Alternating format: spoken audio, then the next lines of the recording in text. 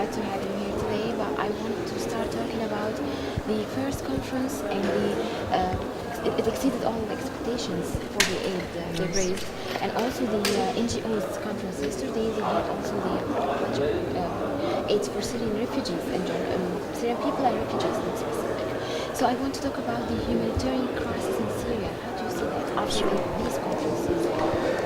I mean, if you look back, you take a look at what happened in 1 year from a UNICEF perspective, from a children's perspective. I mean, we had in 1 year an increase of more of a tenfold in the number of child refugees. So now we have more than 1 million child refugees who live in neighboring countries. Inside Syria, in 6 months, we had an increase of 1 million children who became internally displaced as a result of the conflict. In total, we are talking about close to 6 million children who need humanitarian assistance right now, who are affected by the conflict. It's a disaster for children, it's a disaster for the future of Syria, it's a disaster for the region. And after all these conferences and the aids that they raised, we still have these dramatic scenes watching on TVs. So what are the obstacles you face as UNICEF in delivering these aids or trying to help them? We would like to reach every child that is affected by the crisis. So we focus on life-saving supplies. We provide vaccination to children, including against polio that has sadly re-emerged to Syria. We provide clean water, we work on education, and we provide psychosocial support to children.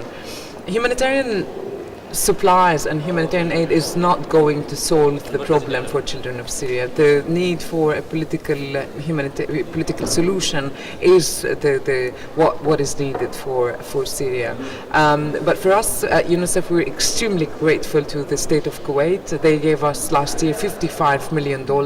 With the money from Kuwait, we were able to help millions of children inside Syria and in neighboring countries, and we are grateful for the great hospitality, the commitment that the people and the government and the State of Kuwait have shown towards UNICEF and the United Nations as such.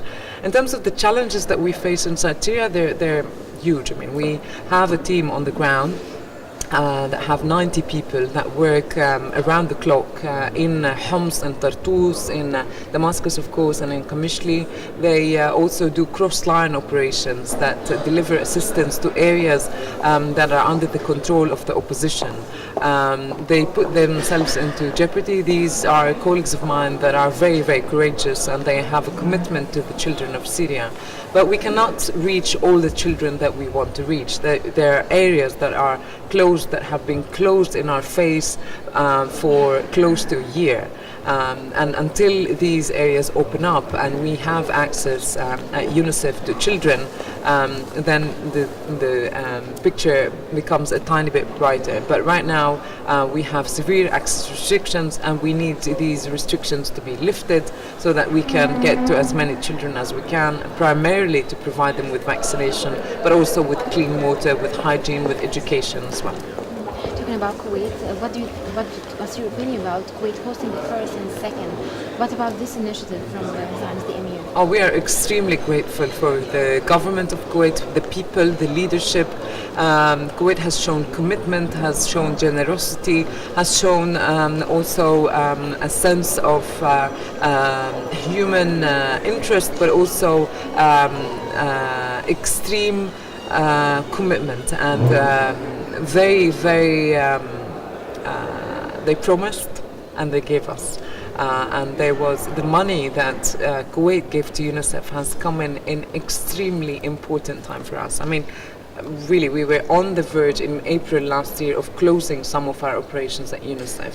And thanks to the money that we got from Kuwait, we were able to maintain our operations, we were able to continue providing children with clean water, we were able to buy vaccine, we were able to expand learning spaces and classrooms. So the money has come in at extremely important times for us, and we're very grateful for the government and the people of Kuwait. Yeah. One final question, I'm sorry for bothering you.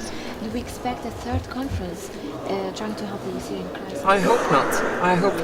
I hope that the crisis ends as soon as possible, that children of Syria return home, that they return to school, that they are equipped with the support that Kuwait and other generous donors have given to be able to learn and also be able to rebuild the country when peace comes back to Syria eventually. And for that, we need to invest in these children to be able to be strong and intelligent and smart and have the skills to rebuild the country and be the peacemakers in Syria.